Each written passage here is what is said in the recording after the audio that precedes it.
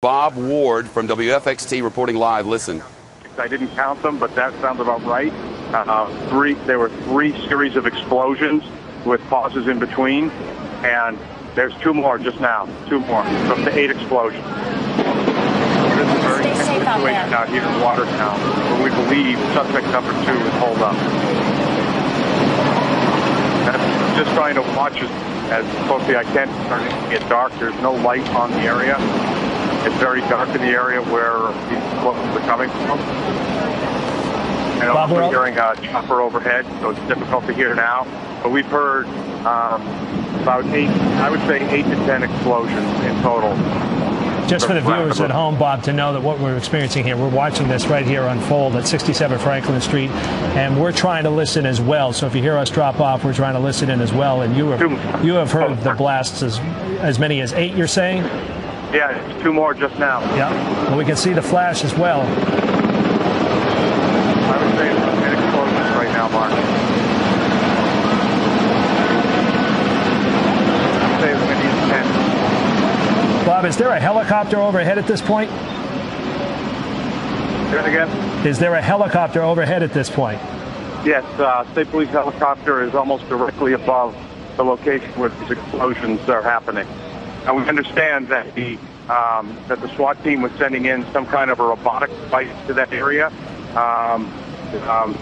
There's no warning that they were going to try to render anything safe. There's been no warning they're going to try to detonate explosives that they found. What we know is that we've heard about 10 explosions out here in the area where suspect number 2 has to be tracked. And they seem to be coming from the backyard of that home at 67 Franklin Street. Sarah, I can't tell from where it is, but it is from the section where the police area and where we know the suspect number 2 is surrounded. Again, the suspect completely surrounded, and now late word that there are as many as 8 to 10 blasts that Bob Ward says he's heard. He just heard 2 more, and we're seeing flashes of light in addition to the strobe lights coming from the vehicles. Every so often we have seen a couple of bright white flashes. Not sure if those are related, but Bob did say, in fact, there's been 8 to 10 explosions that he has heard, and this all happening in the backyard of 67 Franklin Street, where we believe suspect 2 is holed up in this boat you see on the right picture here with an arrow with a tarp on it that he hid in there. SWAT team surrounded him, said he was still alive, that they had him surrounded, there was no place for him to go, and then the SWAT team pulled off to allow a robotic device to go in and take a look around, because they are very concerned about the fact that there could be explosives there as well. So once that robotic device went in, we understand that potentially that is when we started to hear some of the explosions. That's right. And Bob Ward said he heard some 8 to 10 explosions in that area, possibly coming from the backyard where that suspect is holed up in the boat that you see right there. It is nightfall right now, and it's amazing how this story has changed in a matter of seconds, Mark. It certainly is. And this was an all-day presence for the police in Watertown all night. They'd been there from the time that the car chase ended up into Watertown, and then, of course, we had the shootout, a firefight last night with police, resulting in suspect number 1's demise, as it turned out, as he was gunned down. But then we also had the foot chase that ensued for this individual here, it appears, and this would be suspect number 2. And throughout the day, Watertown was in lockdown, as were all the communities around it, as was the city of Boston.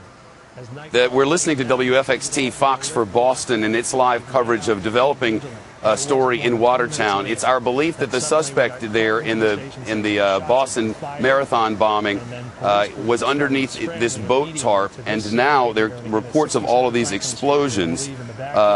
And the explosions, though they're being reported as the local reporter as a series of explosions, it's possible that when they sent this robot in to do the exploration of the area, take a look at videos and the rest, that they could have set off a flashbang in there.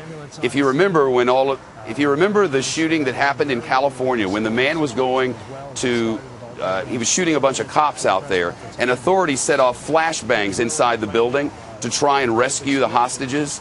Those flashbangs ended up setting the house on fire, remember?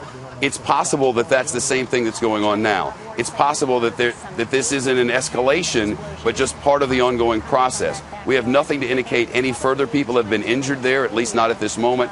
And so that we don't get ahead of us in our reporting, what we do know is authorities believe that the second suspect in the Boston Marathon bombing is now surrounded in the backyard of a street on Franklin Street in Watertown.